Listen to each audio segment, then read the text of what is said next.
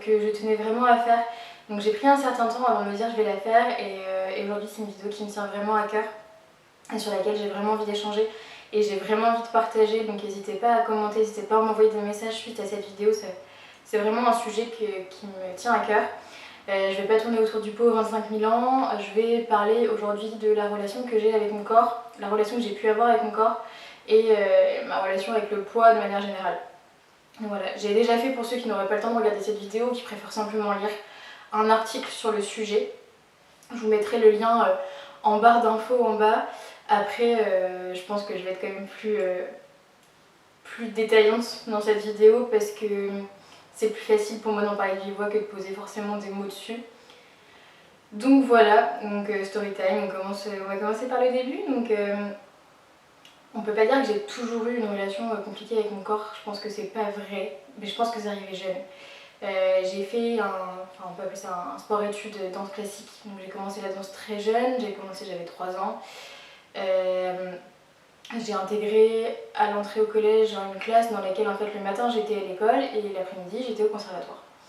C'était vraiment une vraie passion pour moi, donc j'ai voulu intégrer, j'avais pas le niveau mais j'avais comme rêve de petite fille d'intégrer l'Opéra de Paris et je pense que ça a en partie commencé là parce qu'il fallait rentrer dans des grilles physiques, ils contrôlaient notre poids était pesé.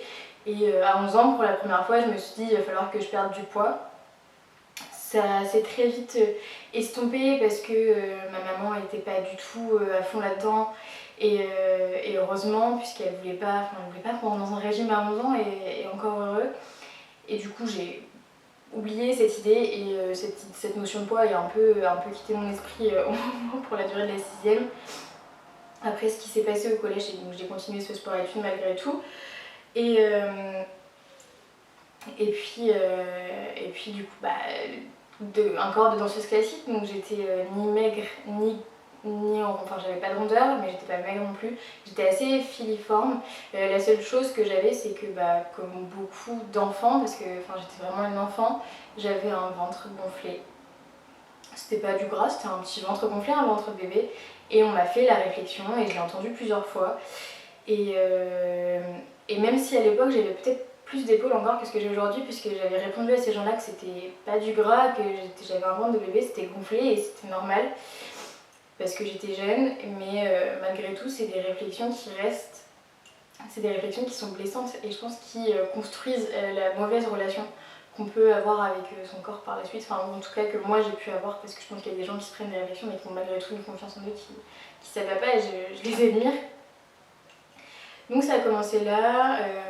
Après, honnêtement, tout le long du collège, ça n'a pas été un souci. Je suis désolée, j'ai dû couper, ma caméra a complètement bugué, ça faisait droite-gauche, droite-gauche. Donc je disais, tout le long du collège, ça n'a pas du tout été ma préoccupation première, on va dire, jusqu'en 4e. Après, au collège, on commence à être formé vers la fin du collège, pour certaines. Moi, j'ai eu une puberté qui a commencé fin de 4e. J'ai commencé à avoir des seins et là, ça a été une catastrophe.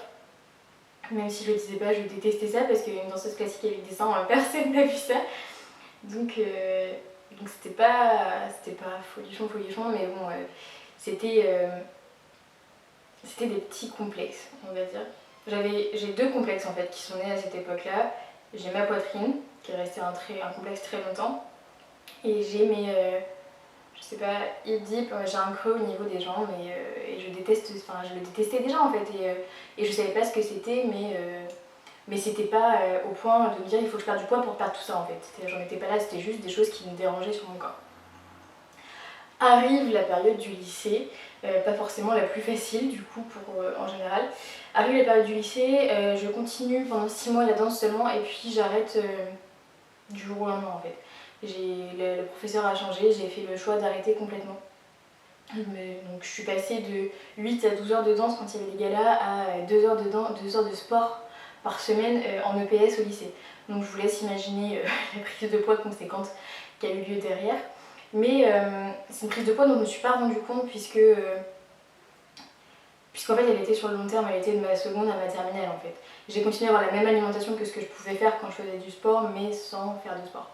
Après j'étais dans une période où honnêtement, franchement ma seconde première je m'assumais plutôt plutôt bien physiquement et je me dérangeais pas tant que ça. Et c'est une période où bah oui j'avais des seins mais du coup j'étais plus une femme, je me transformais en femme donc c'était pas déconnant. Bon après malgré tout ça et le fait que j'étais mieux, j'avais toujours ces complexes effectivement par rapport à ma poitrine où ça a duré très longtemps, j'ai voulu très longtemps faire une réduction mammaire.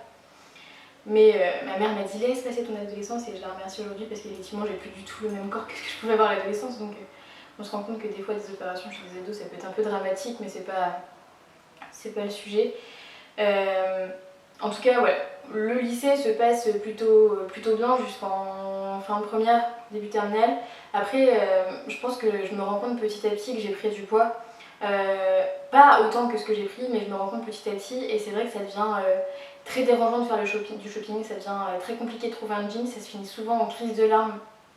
Ma maman peut en témoigner, c'était une catastrophe de ma vie parce que en fait j'aimais pas, je me pesais pas donc je connaissais pas le chiffre sur la balance mais ce que j'aimais pas en fait c'était le chiffre sur la taille de vêtements que je prenais et je pense que c'est là que ça a vraiment commencé ce problème de relation parce que avec mon corps parce que j'étais là, je me sentais un peu seule face à ça, ma petite sœur est très fine et je l'enviais énormément et en même temps je faisais rien pour y remédier en fait. Donc en fait ça se passait mal que quand je faisais du shopping où je m'étais dit bon j'ai fait un peu abstraction de ça puis le lycée s'est terminé, je suis rentrée dans le supérieur, j'ai rencontré mon copain moi, du coup, à l'époque, j'avais pas tant, j'étais plus tant complexée non plus que ça, hormis par ma poitrine. Et puis je me suis dit, en fait, si je me mets avec quelqu'un, c'est que je plais et du coup, je plais comme ça. Donc, je me posais pas trop de questions. Et puis, on s'est mis au sport ensemble. Et j'ai découvert, du coup, j'ai redécouvert le sport parce que en fait, j'en faisais pas tant que ça. Donc j'ai redécouvert ça, j'ai vraiment apprécié et en fait j'ai commencé à avoir des transformations sur mon corps et genre ça j'ai vraiment apprécié et je suis rentrée dans un engrenage puisque du coup j'ai commencé à perdre du poids. J'ai perdu 2-3 kilos au début et puis on m'a félicité sur cette perte de poids parce qu'on me l'avait pas dit avant et puis en fait quand j'ai commencé à perdre du poids on m'a dit ah oui c'est vrai que tu avais quand même pris quelques kilos, c'est bien que tu les aies perdus, c'est plus harmonieux. Honnêtement on peut pas reprocher aux personnes de vous le dire, je leur en veux pas parce que elles l'ont pas fait pendant que j'avais ces kilos, elles m'ont protégée pendant que j'avais ces kilos et elles ont pas voulu me rendre mal en fait, elles ont voulu me dire c'est bien et moi j'adore je voue une passion à la réussite en fait et du coup le fait qu'on me complimente sur ça c'était vraiment genre j'étais contente qu'on me dise quelque chose que je faisais bien en fait et du coup j'ai continué et on a emménagé ensemble et on s'est inscrit dans une salle de sport, une vraie salle de sport, je faisais plus que du sport à la maison cette fois et puis j'ai changé d'études entre temps et mes copines étaient fines et elles faisaient du sport alors moi aussi je me suis dit cool écoutez je vais continuer le sport et puis on verra les résultats que ça va et les résultats sont venus assez rapidement sur ma première année de DUT j'ai vraiment perdu, je pense que c'est là que j'ai perdu le plus, j'ai dû perdre une bonne grosse dizaine de kilos. On a continué à me féliciter parce que j'étais toujours pas en état de maigreur, j'étais mince, normal mince en fait. Donc tant que j'étais pas en état de maigreur, les gens me disaient ouais c'est impressionnant, c'est top, franchement t'as des super résultats, tu deviens musclé, c'est joli. Donc moi j'étais aux anges en fait. Sauf que c'était devenu vraiment un cercle vicieux en fait. J'étais rentrée dans un stade où je faisais plus juste du sport pour ma santé, mais derrière je calculais mais vraiment au millimètre près ce que je mangeais. Si je faisais un extra, je savais que j'allais aller au sport à telle heure et tout était millimétré. Et ça s'est vraiment accentué sur ma deuxième année d'études où j'ai continué cette perte de poids de manière plus poussée parce que là vraiment je suivais sur une application mais vraiment tout ce que je mangeais. J'étais arrivée à un stade où presque par rapport à ma première année d'études, je sortais moins, alors que c'est les années étudiantes, donc, et tout était, si je prenais un verre, c'était un seul verre, et le lendemain il fallait que je fasse attention, ça a commencé comme ça, et je me fixais en fait, et c'est ça qui est hyper, c'est là où on s'en rend pas compte, c'est que bah, j'ai commencé à me peser quand j'ai commencé le sport. Et puis je me fixais des étapes intermédiaires. Enfin, je me fixais des objectifs à atteindre. Donc je me disais, ok, bon bah, dans tant de temps, il faut que je sois tel poids sur la balance, dans tel temps. Enfin. Et en fait, quand j'arrivais à cet objectif, c'était plus suffisant. Il fallait que j'aille plus loin et c'est vite devenu très obsessionnel. Je me pesais tous les jours, je calculais tout ce que je mangeais, j'allais au sport tous les jours. Honnêtement, c'était plus les études à côté. C'est vite devenu. Ça m'a vite tiré dessus, mais je continuais, et puis personne disait rien. Donc tant que j'étais pas moi satisfaite de moi et que personne ne me disait rien, je continuais en fait. Et je suis descendue très bas en poids. Je voulais pas que les gens j'étais semi-lucide de ça quand même, parce que je voulais pas que les gens se rendent compte de ce que je faisais subir à mon corps. Donc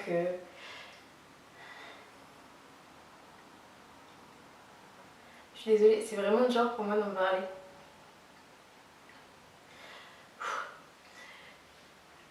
Donc je mangeais plus avec mes copines.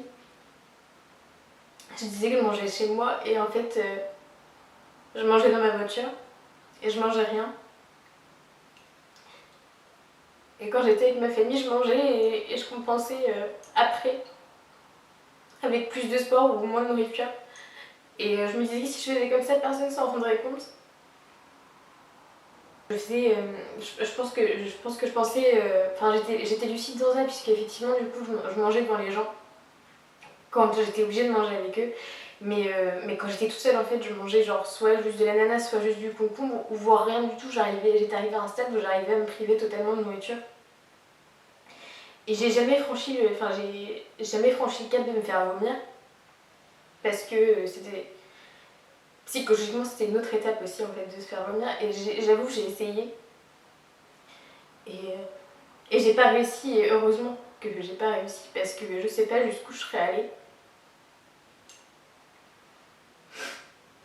Donc j'ai continué comme ça pendant toute mon année de DUT, et j'en étais arrivée à un stade où franchement le moindre gramme en moins c'était un soulagement, et j'étais vraiment très maigre. Enfin, je vais vous mettre des photos de l'époque de ce côté-là, et je vais vous montrer. Ça c'est de quoi je suis partie, et ça c'est de quoi je suis arrivée.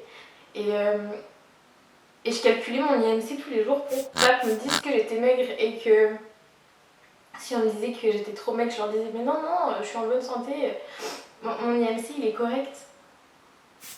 Donc j'en étais rendue là.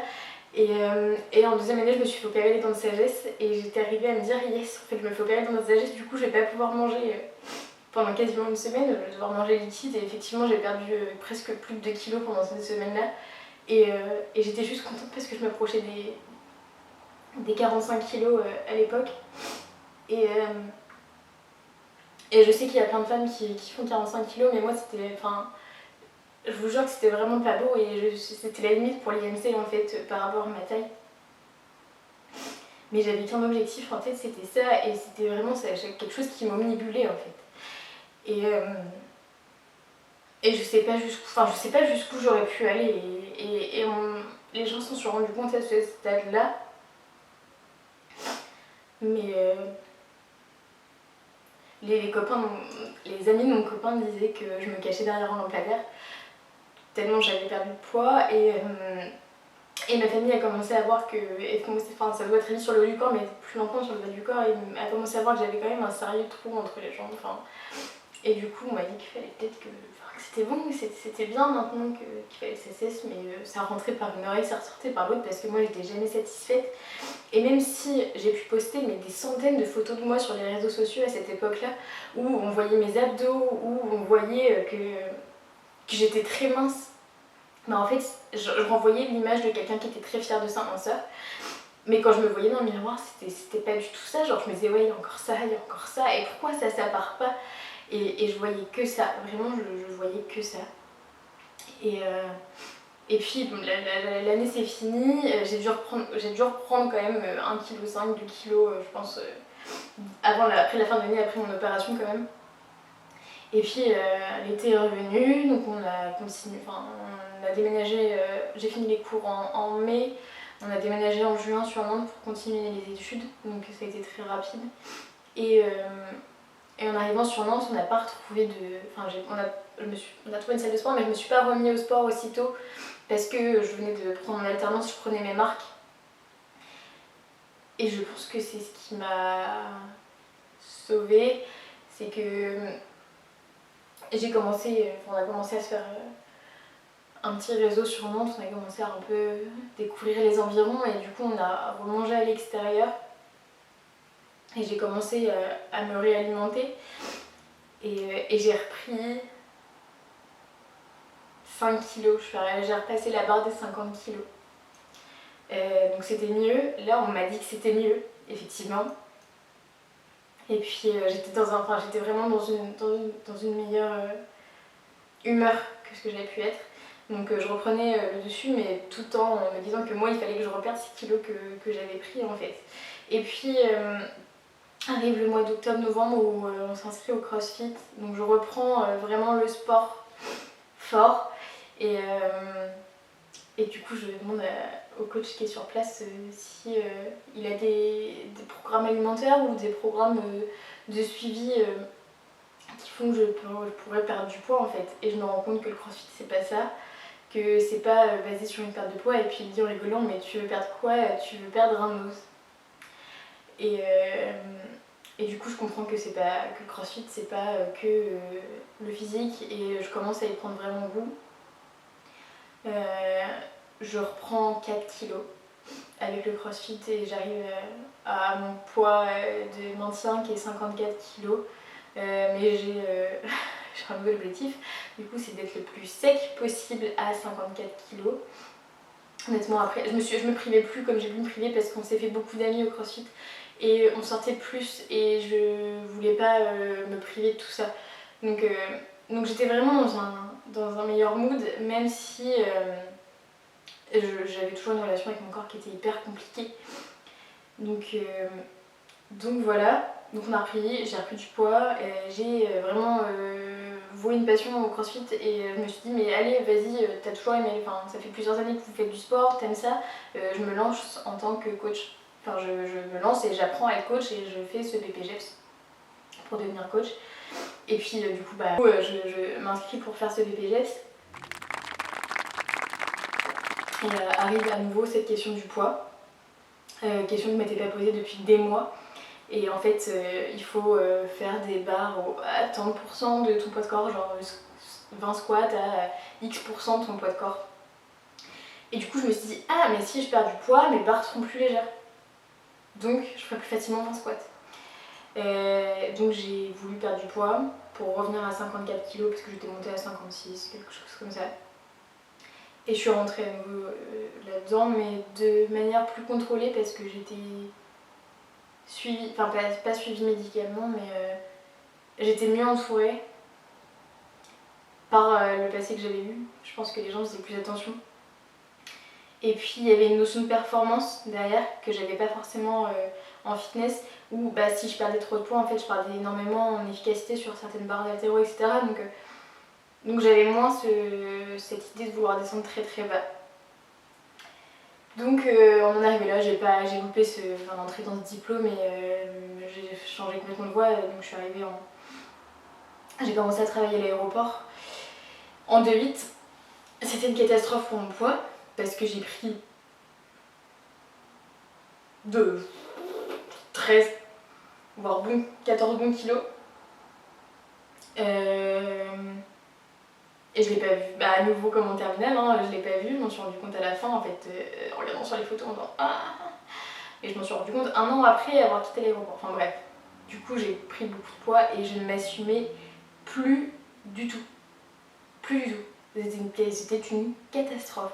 Moi qui avais été sûre de moi, pourtant à un poids qui était similaire quand j'étais au lycée, là je détestais mon reflet dans le miroir. Et vraiment, mais le problème c'est que il y a eu l'effet inverse et je pense que mon corps s'est mis un peu en sécurité aussi par rapport à tout ce que je lui avais fait subir par rapport aux pertes de poids. Et du coup, je faisais que de pleurer et de critiquer mon corps en disant qu'il était affreux et que où est-ce qu'était passé mon corps de sportif que j'avais pu avoir. Mais je mangeais comme jamais j'ai mangé. Je me goinfrais. Et je pense que, enfin, je suis pas psy ou quoi que ce soit, mais je pense que j'ai essayé de me protéger en me disant il faut pas que je retombe là-dedans. Et du coup j'ai compensé avec la bouffe en me disant mais si, regardez, au moins je mange. Donc ça s'est fait comme ça. Et puis quand j'ai eu un déclic à l'arrivée de l'été, j'ai reperdu énormément de poids en m'alimentant correctement, en faisant beaucoup de sport mais en m'alimentant correctement. Et je suis à nouveau plus en harmonie avec moi-même. Et en fait, quand j'ai commencé à nouveau à détester mon corps, j'ai essayé de réfléchir à tout ce qui s'était passé. Et c'est pour ça qu'aujourd'hui, je suis capable d'en parler. Je pense que j'ai fait un travail de rétrospective sur moi. Et je sais ce que je veux plus. Même si aujourd'hui, j'ai encore du mal à accepter pas mal de choses. Je sais qu'il faut pas que je refasse ce que j'ai fait, que c'était mal et que je me suis mis en danger. Mais je pense qu'il y a encore un gros travail à faire là-dessus. Et malgré le fait qu'aujourd'hui on soit bombardé par des images de beauté positive ou d'acceptation de soi, il y a quand même une image du corps parfait qui est toujours là. Et je pense que quand on est arrivé, comme nos générations très jeunes sur les réseaux sociaux, ça peut être compliqué de se dire que nous aussi on peut accepter notre corps comme il est, que c'est pas donné qu'aux autres. Et aujourd'hui je lutte encore pour ça. J'ai des jours avec et des jours sans. Il y a des jours où je peux passer des heures à me dire oh ouais ça y est, dans le miroir ça rend comme ça. Et 2 heures après m'effondrer parce que en fait je déteste cette autre partie de mon corps et j'avais pas vu que c'était comme ça et je me suis vue sur une photo et en fait c'est ça le problème que j'ai longtemps eu, c'est que j'arrive pas à voir ma propre évolution physique. J'arrive pas à la voir et la seule façon que je la vive bien c'est à travers ce que les gens me disent en fait. Et quand j'ai commencé à perdre que 2-3 kilos, ça se voyait pas du tout et je me suis dit mais ça sert à rien ce que je fais, c'est une catastrophe. Et en fait il faut du temps au corps pour réapprendre à s'alimenter, réapprendre à faire du sport, il faut du temps au cerveau pour comprendre ce qu'on est en train de faire. Et je pense qu'en fait c'est un vrai travail et il faut être très, très bien entouré aussi. Moi j'ai la chance d'être très bien entourée donc par des gens qui me soutiennent énormément. Mais je pense qu'on est beaucoup plus nombreuses que ce qu'on pense dans cette situation. Et je pense qu'il y a de très nombreuses filles qui n'en parlent pas. Et si j'avais aujourd'hui un conseil, même si je suis pas je sais la mieux placée puisque je m'en sors aujourd'hui, mais c'est encore compliqué, mais le meilleur conseil que je puisse vous donner c'est d'en parler et de surtout pas s'enfermer parce que à partir du moment où vous voyez que votre cercle d'amis se restreint, que vous mangez de plus en plus souvent toute seule, que vous préférez rester coucher chez vous ou aller au sport plutôt que d'aller voir vos copains avec qui vous passez énormément de temps, je pense que c'est un signal d'alerte. Et je voudrais aussi dire aux familles des personnes qui connaissent ça qu'il faut entourer ces personnes-là et il ne faut pas les culpabiliser. Et je sais que ça peut être hyper délicat pour les familles de gérer ça parce que en fait chaque mot peut être interprété par la personne d'une manière à ce qu'elle se détruise. Et c'est compliqué de ne pas féliciter quelqu'un pour une perte de poids, mais il faut le faire avec mesure. Et surtout si vous voyez que cette personne rentre dans un engrenage, il faut vite lui en parler pour pas qu'elle s'enferme là-dedans.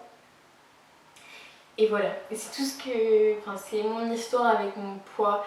Si vous avez des questions, si vous avez envie de... Enfin, si vous êtes dans la même situation et que vous avez personne qui peut vous entourer, ou si vous avez juste envie d'en parler, ou si vous avez des interrogations par rapport à tout ça, mes messages sont grands ouverts, les commentaires sont grands ouverts. N'hésitez pas à venir m'en parler. Et surtout, oui, on n'est pas toute seule et on s'en sort. Et on en sort grandi et le seul mot que j'aurais à vous dire, c'est prenez soin de vous. Votre corps, c'est la seule chose que vous avez et prenez-en soin. Voilà.